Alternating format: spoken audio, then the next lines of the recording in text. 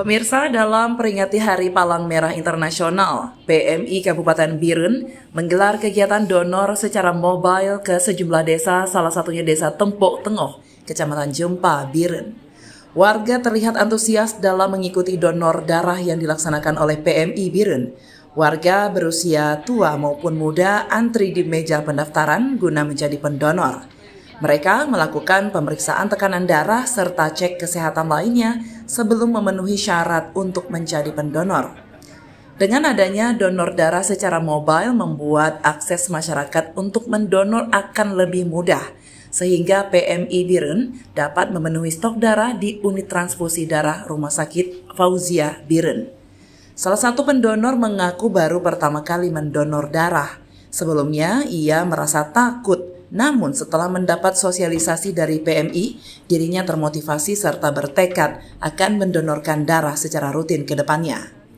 Tapi setelah dirasain ya not bad, nggak terlalu buruk dan kayaknya bakal mendonor lagi. Yang bagi belum pernah mendonor, kayaknya nggak usah ngerasa takut deh. Rasanya tuh nggak semenakutkan yang kita pikirkan karena kayak digigit semut aja. Semoga lebih banyak lagi orang yang mau donor karena kan kasihan juga ya bagi orang yang butuh darah tapi kita punya banyak darah tapi nggak mau donor. Semoga makin banyak lagi yang mau donor ya. Sementara itu Ketua PMI Biren Edi Saputra mengatakan pihaknya akan terus melakukan sosialisasi dan sistem jemput bola ke sejumlah desa guna memenuhi stok darah di Rumah Sakit Umum Daerah Fauziah Biren.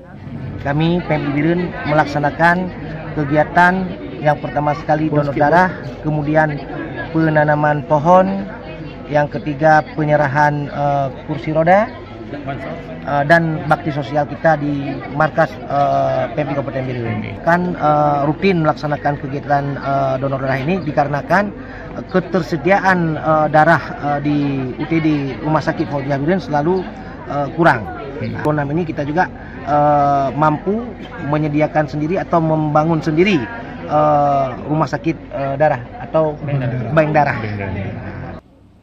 Dalam kegiatan donor darah, PMI Biren juga membagikan kursi roda kepada seorang penderita lumpuh layu dan melakukan penanaman pohon di pekarangan rumah ibadah. Dari Biren, Raisul Barit, Kanal Inspirasi TV melaporkan.